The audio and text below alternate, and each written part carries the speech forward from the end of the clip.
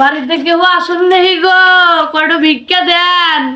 আমার বেটার হাত নাই, দেন গো চাইতে ভিক্ষা দেন চাষি। কারণ সাইলেন্ট আছি। ওই কথা বাকি তো আছে, সব নিয়ে নে। আবার এই কথা ঠিক আছে, আমার ঠিক করলাম না, হাত নাই।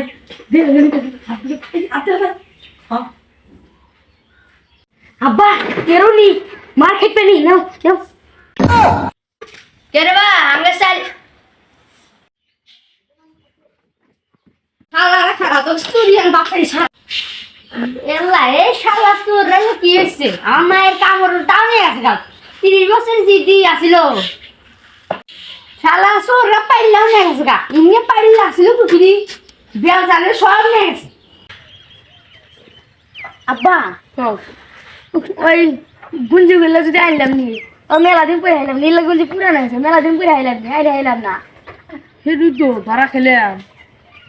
নো আর কি করা আব্বা বেবে কামাইছে নো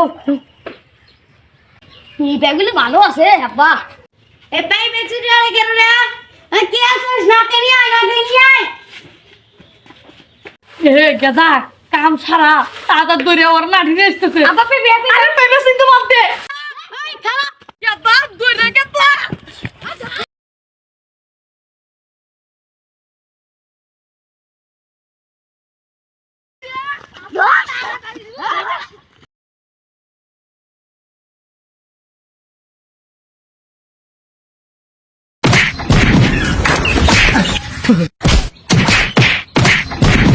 আনবো যে কোতি আমাক চুরি গেছে নাইলে এত মান খাইলাম নি এত মান জীবনে খাই নাই